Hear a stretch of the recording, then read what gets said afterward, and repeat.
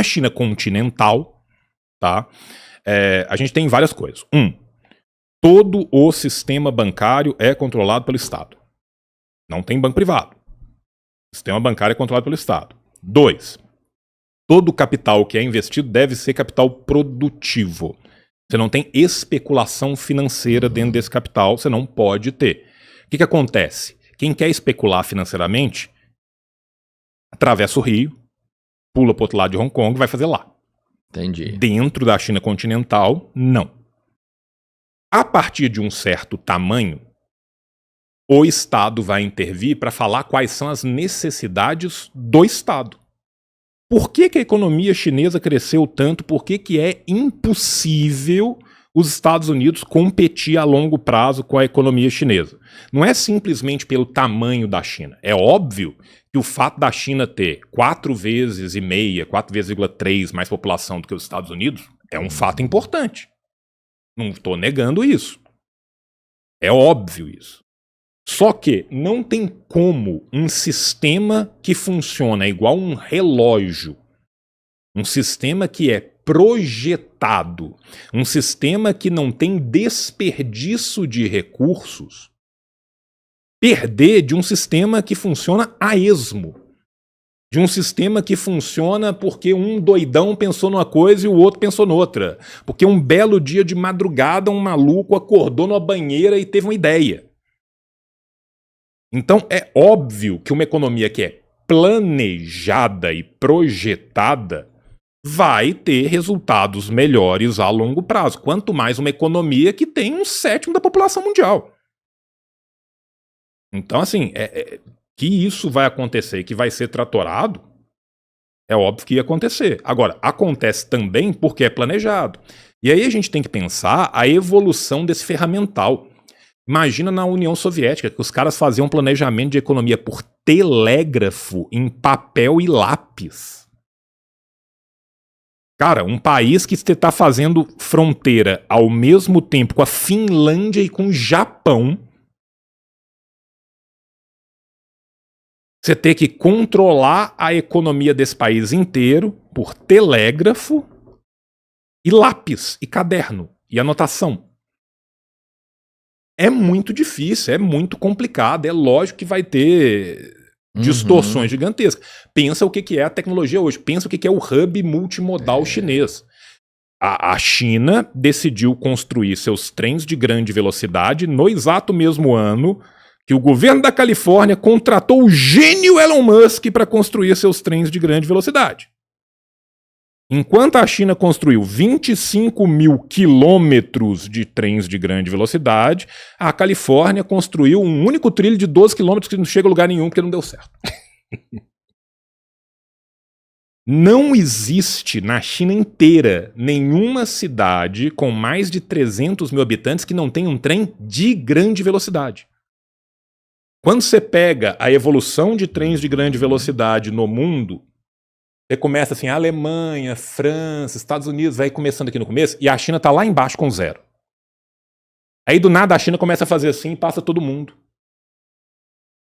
O segundo e o terceiro lugar somados não têm o mesmo número de quilômetros que a China tem sozinha. Durante a grande recessão de 2008 até 2012, a China usou mais cimento do que a humanidade tinha usado nos últimos 100 anos. Então, o nível de preocupação desse pessoal com hub, com integração, com multimodalismo, de controle do escoamento da produção, de automatização da produção, é um negócio de outro mundo. Tanto que quando você viaja para a China, muitas vezes a sensação que você tem não é de se deslocar no espaço, é de se deslocar no tempo. Saca? Que você fala assim, bicho, isso é o futuro. Pô, tio, não sei se você pode contar a história que você me contou na hora do almoço. Nossa. Com quem que você levou pra China quando você tava na embaixada. Eu acho que é uma história interessante aí. Não, pra gente acrescentar então, nos parênteses. Você já foi quantas vezes pra China? Não, eu fui uma vez só. Eu fui em 2019, ou seja, já tem 5, quase 6 anos. Já é outra China, então. Já é muito, já evoluiu bastante. Eu falo assim, de quando lá. você foi pra hoje, com certeza já é outra já China. tem uma outra evolução ali. né? E eu fui na época do governo Bolsonaro numa missão. O que acontece? O Brasil e a China, de 2 em 2 anos, eles têm um encontro. Uma vez na China, outra vez no Brasil. Quando é no Brasil, vem todos os ministérios da China para cá, senta, faz um tanto de reunião, um tanto de protocolo, um tanto de acordo comercial. Quando é lá, mesma coisa, né? Eu sou concursado do Itamaraty, a gente foi chamado para ir na missão em 2019. O Bolsonaro odiava a China, porque, né, doideira de americanismo e tal. Eu não vou essa porra. Você pode ir nessa merda aí. Vai você, Mourão.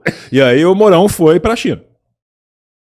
Você e o Mourão. Eu e o Mourão. Mourão é Não gente eu boa? e o Mourão, né? Assim, cara, eu tive muito pouco contato com ele. O contato mais engraçado que eu tive com o Mourão foi um dia que a gente tava num ônibus voltando do aeroporto de Daxin, que hoje em dia já está inaugurado. A gente foi ver o campo de obras do aeroporto deles lá, que era um negócio, assim, insano. Eu nunca... bicho, a quantidade de guindaste que você vê, era um negócio que, assim, eu não sabia que era possível ter tanto guindaste num lugar só, saca? Você não sabe nem que existe tanto guindaste. Eu não sabia que existia lugares, né? guindaste, desse tanto de guindaste. Fomos lá, visitamos o aeroporto todo, tal, beleza. Aí na volta, no ônibus, o Mourão tava comentando, falou, porra, cara, é muito impressionante, cara. É impressionante o que esses caras conseguem fazer aqui. A gente tinha que dar um jeito de fazer isso no Brasil. Eu virei pra ele e falei assim, olha, tem um jeito, mas se eu te contar, você não vai ficar muito feliz de como que eles fizeram. E aí ele riu assim e falou, faz sentido. Essa é a minha interação com o Mourão. Ele sabia que você era comunista, né? Sabia. E todo mundo lá sabia, ninguém, não é surpresa pra ninguém, né? E essa viagem foi uma viagem muito, muito legal e muito louca também, cara, porque teve uma hora que eu tava saindo do meu hotel e aí eu vejo um senhorzinho escorregando e caindo no chão. Aí eu estendo a mão pra ajudar ele, era o Levi Fidelix, o homem do aerotrem, com aquele bigodão dele assim. Eu falei, caralho, Levi Fidelix. E é porque ele era presidente do partido do Mourão.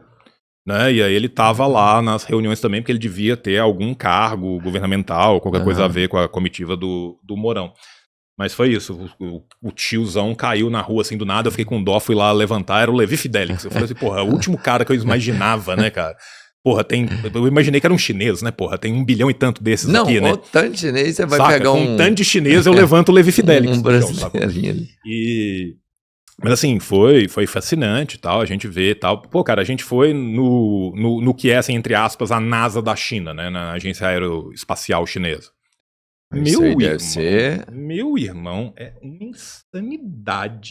insanidade a tecnologia dos caras, o que eles estão desenvolvendo, quais que são os planos. E eles abriram isso, assim, você consegue não em tudo, com não, certeza, mas eles mostram uma boa base, entra lá dentro, cara, olha o que eles estão fazendo. Estamos fazendo isso, estamos projetando isso, até 2030 a gente quer fazer isso, até 2040 a gente quer fazer isso, até 2050 a gente quer fazer aquilo. Esse é o módulo tal que a gente fez de tal forma, é isso aqui a gente quer fazer na operação, os taikonautas estão fazendo isso. É tudo muito aberto, assim. É maravilhoso você ver esses projetos a longo prazo. Não, é cabuloso, né, nossa, cabuloso, assim. E eu que tenho um baita hiperfoco em astronomia, então, eu fiquei, assim, mesmerizado, saca? Foi uma viagem muito, muito foda, assim, saca? Mas assim, então é isso, saca? Os caras têm uma economia que saiu do planejar pro projetar. Né? O Elias fala muito isso, né? O Elias fala, a China se tornou uma economia de projetamento. Né? E ele tá certo, né? Porque os caras de fato estão projetando necessidade que eles vão ter em 2050. Saca? Ô tio, mas como que se constrói essa mentalidade do chinês?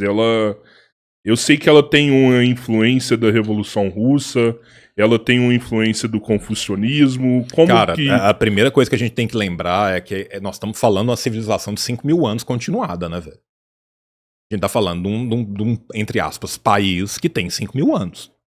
Eles sabem de toda a história disso. E eles sabem disso, e eles têm total consciência do tamanho e da magnitude da história deles. E eles sabem o tanto que eles sofreram, né? A gente tinha falado um pouco atrás.